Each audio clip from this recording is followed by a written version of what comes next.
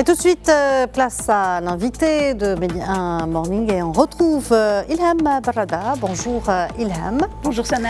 Alors Ilham, aujourd'hui, on va parler art et culture. Et surtout, une très très belle exposition. En effet, il est surtout question de la nouvelle exposition de l'écrivain, poète et plasticien Mohamed Ahmoudan. Et ça sera à la galerie Mohamed Drissi. L'exposition, elle démarre ce 9 janvier et elle se poursuit jusqu'au 2 février. À 1000 champs du naufrage et alchimie, c'est donc le titre de cette exposition. Donc c'est une Mohamed Ahmoudan, il est connu pour sa plume, pour sa parole, mais dans cette exposition, il invite le spectateur à une découverte de son univers. Mohamed Ahmoudan qui nous fait le plaisir et l'honneur d'être avec nous sur le plateau de Média Morning.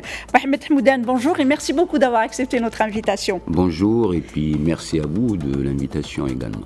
Alors peut-être ma toute première question, je sais que vous êtes en plein finalisation de l'accrochage de cette exposition dont le vernissage a lieu aujourd'hui. Un petit mot donc sur ces derniers ajustements de cette exposition.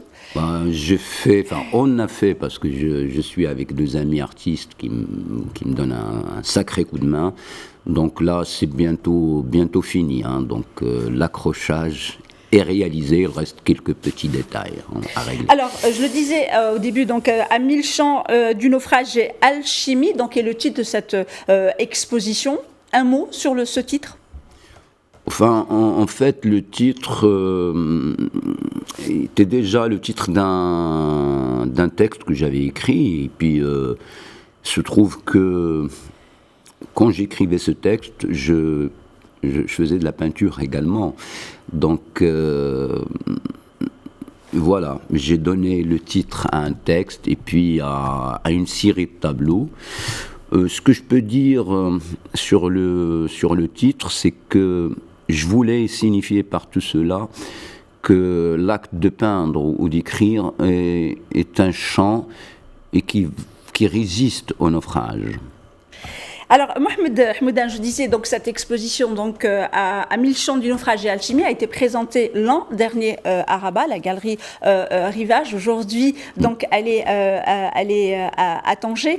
Quand une exposition se déplace dans le temps, dans l'espace, parce que la galerie Rivage, c'est pas la galerie Mohamed Drissi, qui est une très très belle exposition, une galerie donc d'art contemporain ici à Tanger. Est-ce qu'avec justement ces déplacements, ce temps, l'exposition se transforme, les œuvres prennent une autre place, une autre disposition, et est-ce que c'est le même travail que vous présentez ici à Tanger ? Il y a une partie que j'avais présentée, des tableaux que j'avais exposés à Rivage, mais il y a une autre série. Ce sont des toiles que j'ai réalisées tout le long de l'année 2024. Donc, c'est une collection qui vient enrichir ce qui était déjà réalisé. Et cette collection s'appelle Alchimie. Sauf que j'ai fait un mélange. J'ai pas mis, si vous voulez, à 1000 champs du naufrage d'un côté et Alchimie de l'autre. Non. J'ai fait à dessein de mélanger pour dire justement que peut-être ça touche que je veux mienne. J'allais dire que je revendique mienne, mais je suis pas trop dans les revendications moi. Mais bon, c'est pour dire que il y a une marque, même s'il y a ce déplacement dans le temps et dans l'espace. Alors, Mohamed Ahmoudan, est-ce qu'on peut dire, en tous les cas, moi j'ai le souvenir de vous avoir rencontré pour la première fois il y a très longtemps, c'était au Salon du Livre de Tanger. Est-ce que, je crois que c'était parmi les vos premières apparitions en tant qu'écrivain ici peut-être à 2005, 2006, voilà, probablement. À ce moment-là, voilà. Est-ce que vous avez un lien particulier à cette ville où vous présentez vos œuvres, cette ville de Tanger ? Tanger, oui, j'ai un lien, je dirais un peu particulier parce que j'ai beaucoup d'amis à Tanger. Et les lieux, je pense que On ne peut pas les dissocier des rapports qu'on nourrit, qu'on cultive avec d'autres personnes. Maintenant, c'est une ville portuaire. Moi, j'aime bien le côté nocturne de Tanger, le fait que ça soit comme en même temps, il y a une fenêtre sur l'Atlantique, sur la Méditerranée. Oui, ça donne une petite touche magique à cette ville. Alors, une magie qui vous touche certainement. Mohamed Hamoudan, je peux me permettre de plaider coupable. Je connaissais vos textes, je connaissais un peu votre poésie, mais je ne connaissais pas votre art pictural, et donc que je découvre. Est-ce que vous pouvez nous rapprocher comment Mohamed Hamoudan est venu justement à l'art pictural? Je sais que vous êtes d'abord poète, parce que la poésie est en vous, c'est quelque chose qui vous anime. Et je sais que le lien justement entre la poésie et l'art pictural est intrinsèque. Il est très, très lié, mais vous, comment vous êtes arrivé à cet univers-là? Je pense que c'est, pour moi en tout cas, c'est une... Je prends tout ça dans son ensemble. Je ne suis pas quelqu'un qui va dire la poésie c'est ça, le roman c'est ça. Je pense que c'est une affaire de création, affaire de moyens d'expression. Parfois, on pose la question, oui, vous faites de la poésie, mais pourquoi maintenant, à un moment, vous avez commencé à écrire du roman? Je pense que moi, les choses, pour moi, sont faites d'une manière assez naturelle. Et puis, je dirais même que, bon, parfois, il y a un appel intérieur qui vous pousse à aller à prendre cette voie.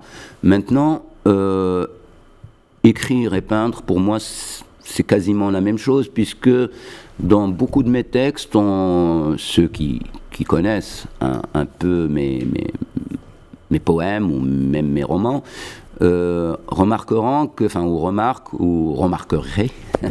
qu'il y a beaucoup d'images dans ce que j'écris. Et puis, ce que je peins se déploie également souvent sous forme de récit, parce qu'il y a une trame, il y a quelque chose qui est raconté.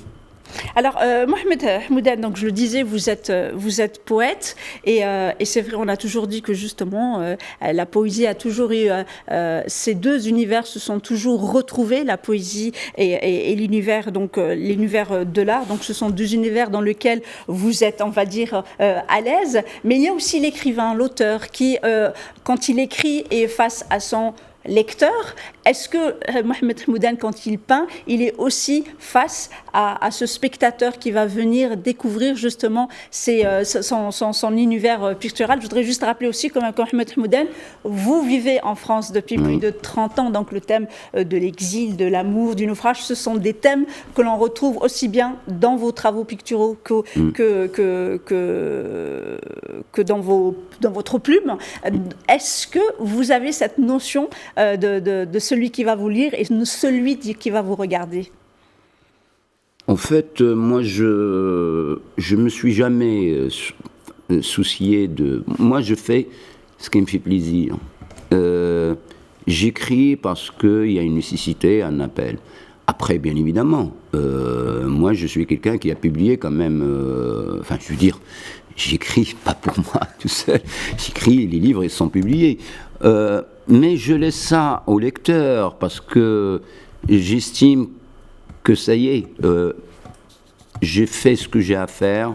Après, c'est au lecteur de s'emparer de ce texte, de le lire à sa manière. S'il s'y retrouve, c'est tant mieux. Si ça ne provoque rien chez lui, tant pis. Maintenant, c'est la même approche par rapport à ce qui est de la peinture. Dire oui, effectivement, j'ai considéré un moment. C'est quasiment la même chose avec ce que j'ai écrit. Dire à un moment, je me disais que ces textes-là je veux dire, ne m'appartiennent plus. Donc il faut que c'est plus personnel, c'est plus le moi, Mohamed Hamoudan. Il y a peut-être quelque chose que les autres les autres vont s'y retrouver. Et c'est pareil pour la peinture. Mohamed Hamoudan, merci beaucoup d'avoir accepté notre invitation. Je sais qu'on peut rester des heures à parler avec vous parce que le temps que nous incombe est fini. Je rappelle que vous exposez à la galerie Mohamed Edrissi à Tanger et ce jusqu'au 2 février. Voilà, je vous rends l'antenne. Merci Ilham pour cette échappée culturelle.